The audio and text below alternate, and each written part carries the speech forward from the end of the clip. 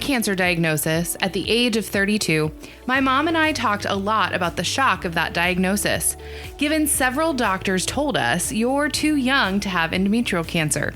After much discussion, we began to feel driven to inform and help educate other young women about what symptoms they should be concerned.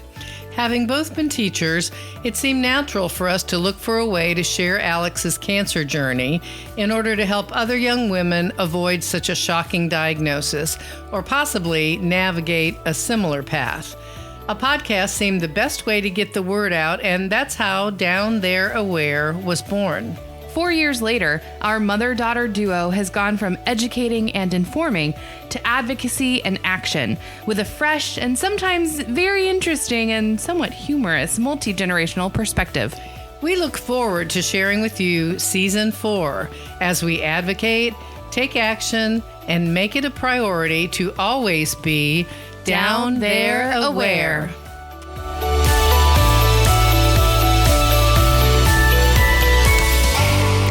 Welcome back. We're happy to be starting a new... Go ahead and take it away. I'm leaving all this in. No, you're not. Yes, I am. Welcome back to another episode. I was distracted.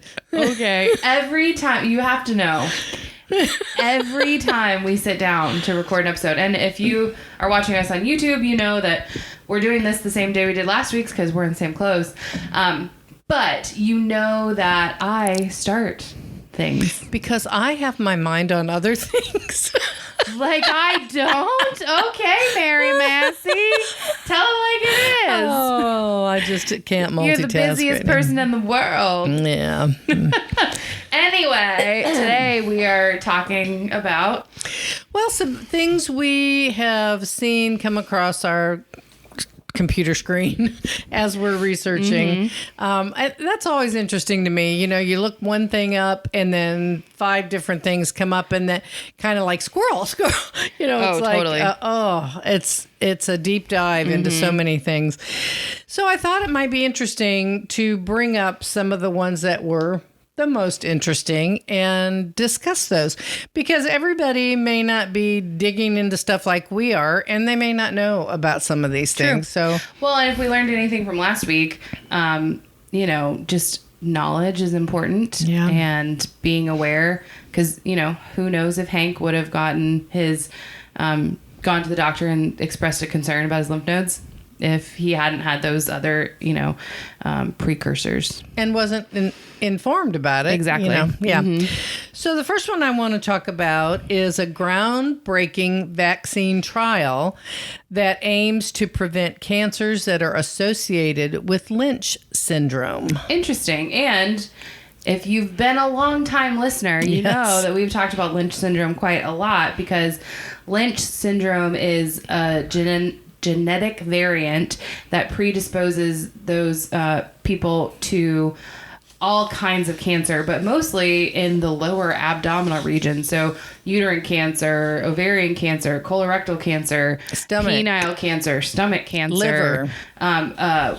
Wasn't there a cancer of the peritoneum? I mean, but it all kind of in your guts area. But also brain and some types of skin cancer. Interesting. Yes. And we know that one of the first things, because I was diagnosed at such a young age, one of the first things the oncologist did was get me tested. Immediately. Because it was almost an assumption, just like it was an assumption that, oh, you don't have cancer, you're too young. It was almost an assumption of, oh, well, you have this kind of cancer because you have Lynch syndrome. Yeah. Hey, guys, I don't. I'm the abnormality. We had never heard of Lynch syndrome. Nope. So, again, a learning experience for us. And how exciting to hear about a vaccine trial. Well, and so my little and I'm kind of sciencey, but like I can't wrap my brain around that quite yet, because to me, vaccines are for viruses, but Lynch is a genetic disorder. I mean, it's a gene mutation. So how does that work? Well, we're not sciencey enough to know that, but this specifically does say that there are vaccines that we already know about for cervical cancer, the HPV, and cancers that are caused by hepatitis B, like liver cancer. So there are vaccines for that, but this is the first, evidently, for a non-viral cancer. Which I think it talks a lot about DNA errors and how Lynch syndrome fits into that or doesn't fit into that. And the big takeaway for me from this article is that this is not about curing cancer. It's about preventing it. That we've worked on trying to cure it for years and have made some strides, but we still haven't been able to cure cancer. Yeah. Well, and it goes into the whole Conquering Cancer campaign, how they are trying to eradicate it, but they're doing it at a three-prong system. They're treating people who have been diagnosed with cervical cancer. They're getting people vaccinated before they even have cervical cancer, and they're getting people tested in the in-between. So, you can't, I think it's great that we've attacked it, I think probably reactionarily, that's not a word, but in reaction to people getting cancer, we have to treat it. But I think it's awesome that we're getting to a point where, okay, we pretty much have a routine of treating a lot of different kinds of cancers. Now let's move research into how can we get it so people never get them. Yeah, and that's exactly Eduardo Villar Sanchez, who is the deputy chair of the Department of Clinical Cancer Prevention at MD Anderson Cancer Center. Now, I never knew there was a cancer prevention department. Yeah. How cool is that? And he's leading this trial, and I'll read this quote because I don't want to misquote him.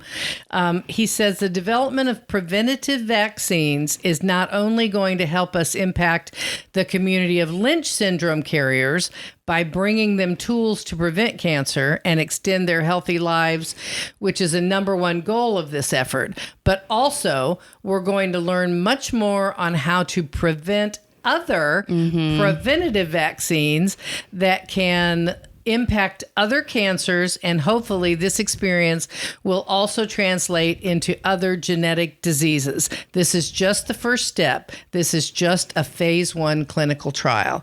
Wow. I think that is so hopeful. Yeah. May never happen in my lifetime, but we've talked about the changing medical community and how things change. Some rapidly, some very slowly, but change is good in this regard. And just the fact that they're on the stage 1 of clinical trial means this has been happening for a decade in the research phases and in probably animal testing and things like that before it actually goes to clinical. So that's incredible because, I'm thinking of BRCA1 and BRCA2. Right. I mean, if you could prevent breast cancer, you could prevent, I just saw Jax, one of our favorite singers, did her Victoria's Secret song with a breast cancer. She wasn't a breast cancer survivor, but she was a gene carrier, and she had an 87% chance of getting breast cancer. So she had a preventative mastectomy and didn't have reconstruction. I saw that too. And so, anyway, we'll send the link to that video because it's really cute. But wouldn't it be great if young women didn't have to cut off their breasts because they might be able to get a vaccine instead? I'd much rather have a shot than a major surgery. Some statistics about Lynch syndrome. It's currently the most common cause of hereditary colorectal cancer, and people who inherit the condition have an estimated lifetime risk as high as 80% for developing cancerous growths. About 1 in 279 individuals, an estimated 1.1 million people in the U.S. alone, have Lynch syndrome. And I hadn't heard about it. I've never until I was diagnosed. Yep, me either. I mean, that's absolutely crazy. And I don't know all of the costs that go into whatever, but I know because I had been diagnosed, and I think because of my age, that my insurance covered a slew of genetic tests. They tested me for every known genetic variant to cause cancer. And I came back with none of them.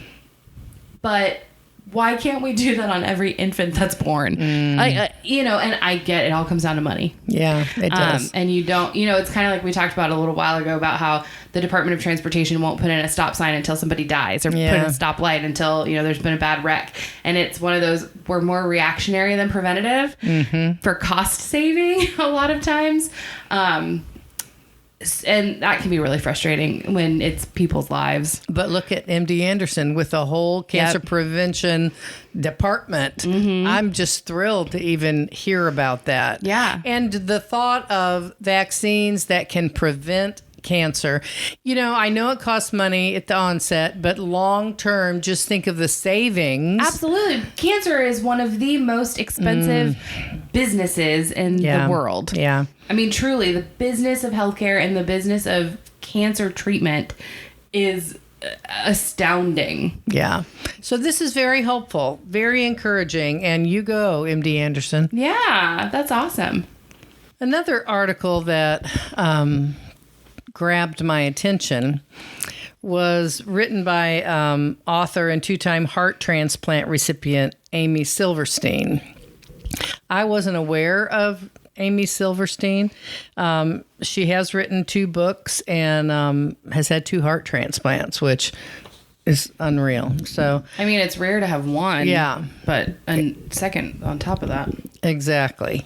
But her article is about, and it's kind of interesting emotionally, how grateful she is to have had 2 heart transplants and have had that kind of second chance, third chance at life.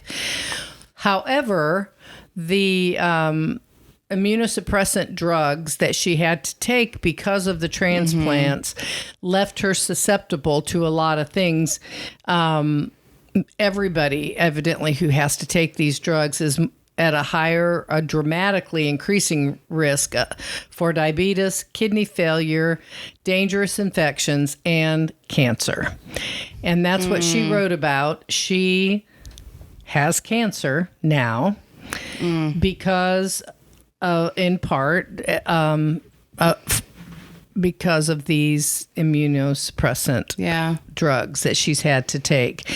And it's what I think is so poignant is that she basically says, she's had an extraordinary life. She's very grateful.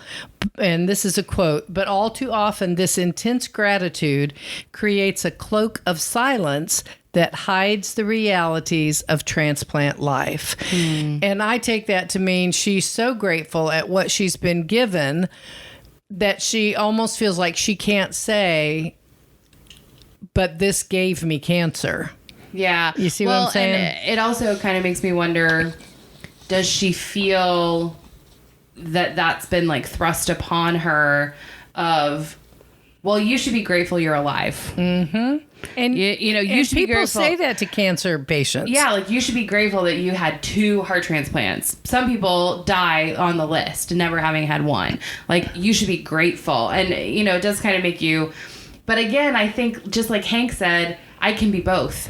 Yeah. I can be grateful and also very concerned that this isn't, the anti-rejection drugs cause a lot of these issues. Yeah, she says, she's so eloquent in her expressions.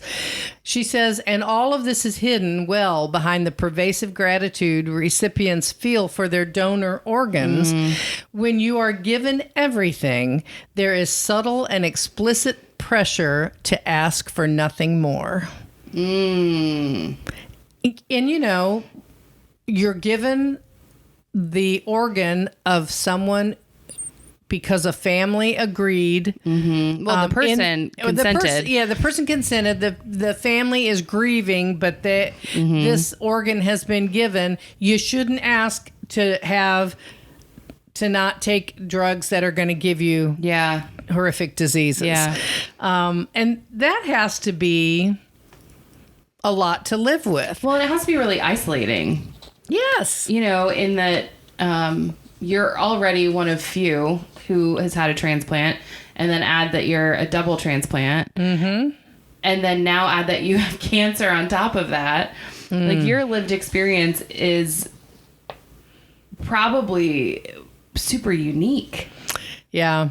She goes, I learned a lot about transplant. I know some people who have had transplants, and so I've, tried to learn as much from their stories as I could, but I learned from hers that the life expectancy for heart transplant patients hasn't changed substantially since 1988.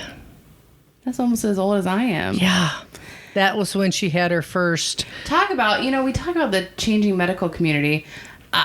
I would like to believe that there's research being done on how to make better anti-rejection drugs, or how to, I don't know, better prepare the body to not reject the organ or whatever. But we should have made more progress in 35 years. Well, and that's one thing she says, that new transplant medicines, the research for that is chronically underfunded. Again, it comes back. Everything comes down to money. It comes back to money. Yep. I guess it's this competing thought process of being so grateful to have had not one but 2 heart transplants that saved your life, but then to be upset and disappointed that the medication you had to take in order to be a successful transplant patient is going to kill you now because of the cancer you have. So that's really a sad state of affairs, something most of us don't even know anything about, because how many people get transplants? That's something I probably should have looked up. How many people get transplants? I mean, I feel like there's a ton of people on the list, because you always hear about, people on the list, and making sure that people, are organ donors and things like that. But I always joke that I'm an organ donor, but nobody's going to want my organs, because I've had so many issues. So I don't know. I even think about they wouldn't want my skin because I have psoriasis, and they wouldn't want my eyes because I have a really bad prescription. And, I've thought about all the different things. My liver's probably in pretty good shape. Yeah.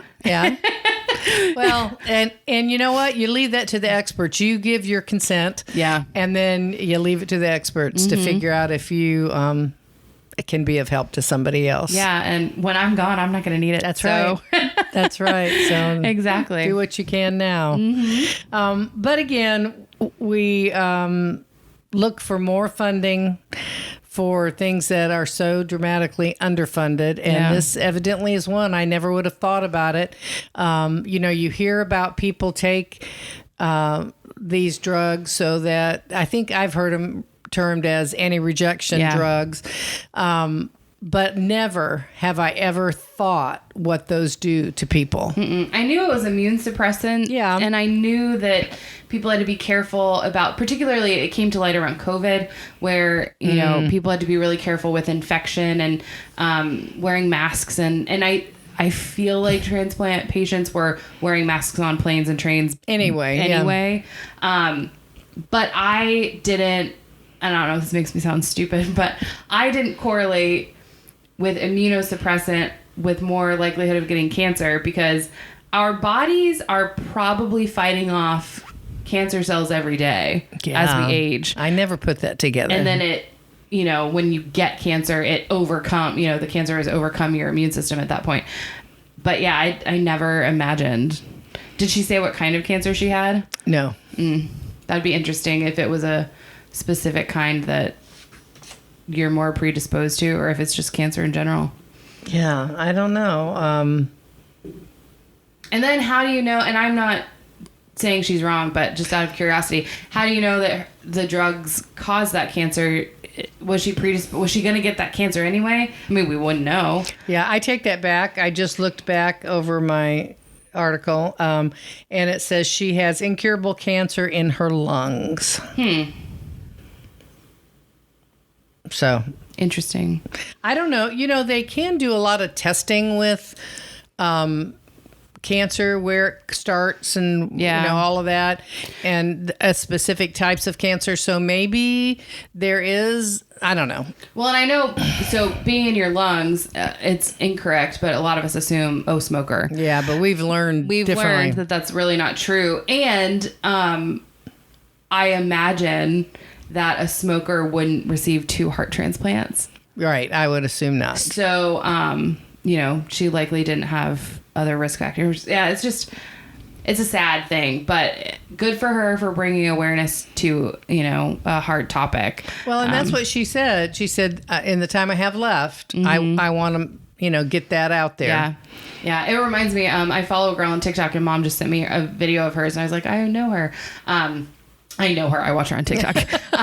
Don't we think we know them? Right. But she is in her late 20s, I think early 30s, and has a terminal ALS diagnosis. And so, but she's doing the same thing. She's like, I'm just out here trying to get the word out because ALS is not a rare disease. It's not an old person disease. And, everybody needs to be more aware of it. So it's good when people can take their own struggles and get it out there in a genuine way that's not attention seeking. It's, I just want to get this out. And that's what the podcast, that's what we wanted to do, is just get the word out and find a platform to help all people be aware of all kinds of symptoms that can, indicate cancers. Yeah. So if we can just advocate for more research funding for cancers in general, but if you've been touched by a specific cancer and want to be specific about donating, all cancers need more funding. For sure. We can't stress that enough. Another and the last article that caught my attention that we're going to talk about today is that more and more younger adults are being diagnosed with colon cancer. And so this article discusses early symptoms that may not be perceived as troubling, and so they're overlooked by the patient and by the medical community. What stood out for me is that early onset colorectal is a disease that's increasingly found in young adults not old enough to qualify for colonoscopies. And to me, that says it all. If they're not old enough to qualify, then the qualification needs to be changed because they're being diagnosed with colon cancer. Why is there a qualification age for...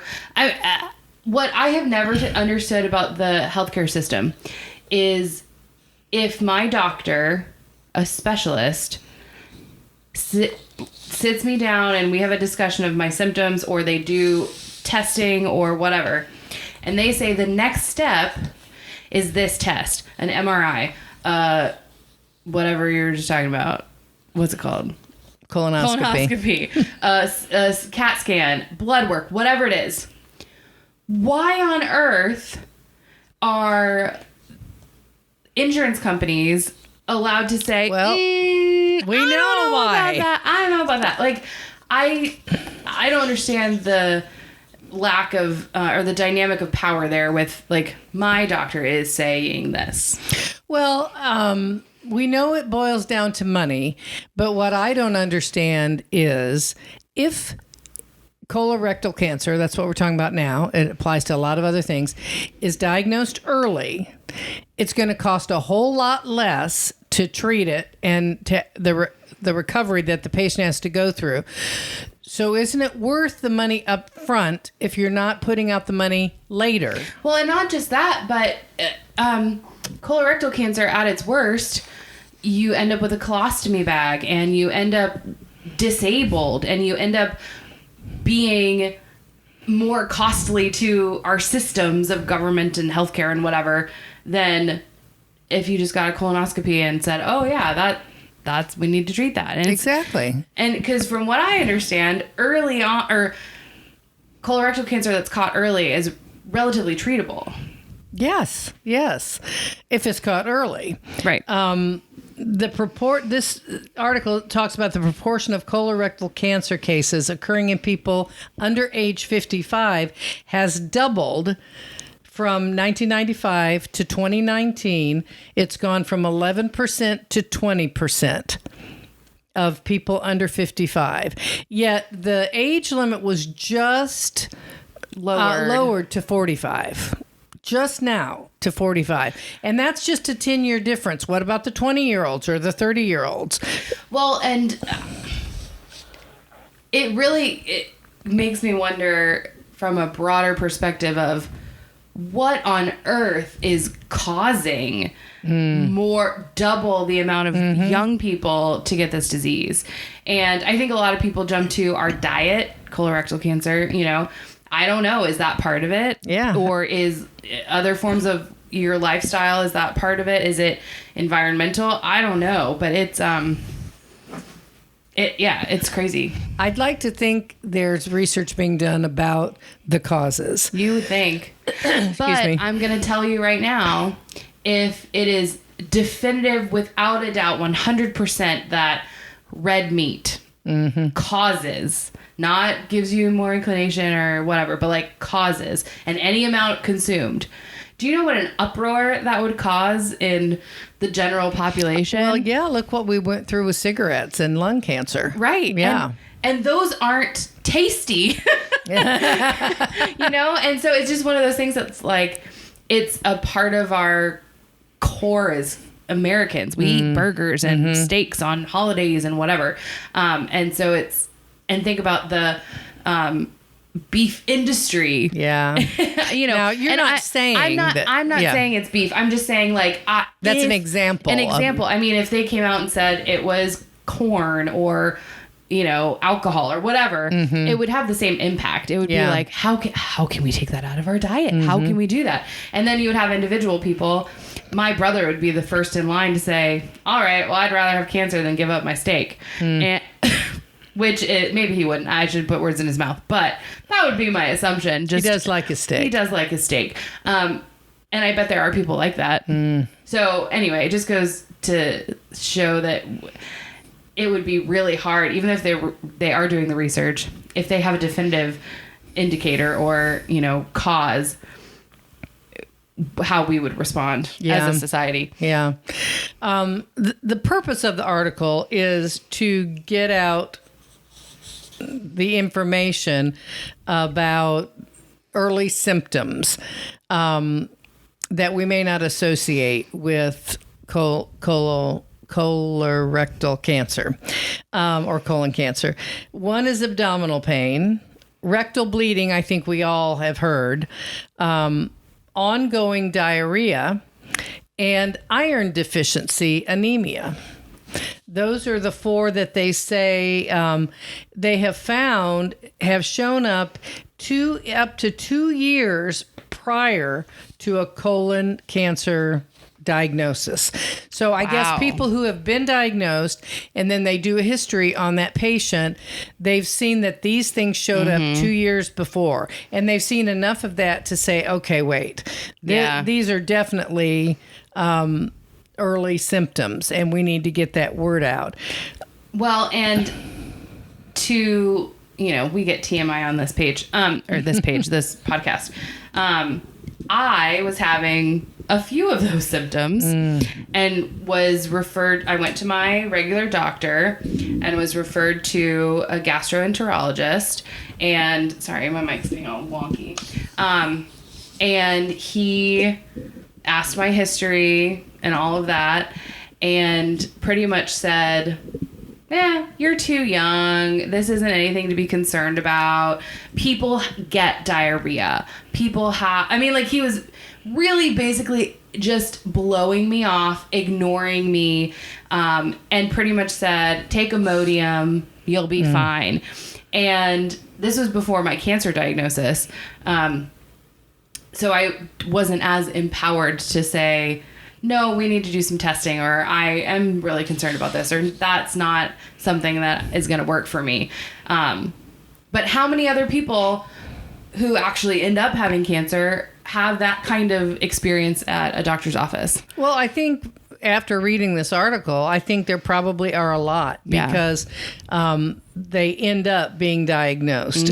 And this this article speaks about how we kind of brush past patients who talk about, oh, I've had diarrhea, or, Yeah. we kind of brush past it. But this doctor says, what I tell patients is if you have some diarrhea that resolves quickly, that's probably nothing to worry about.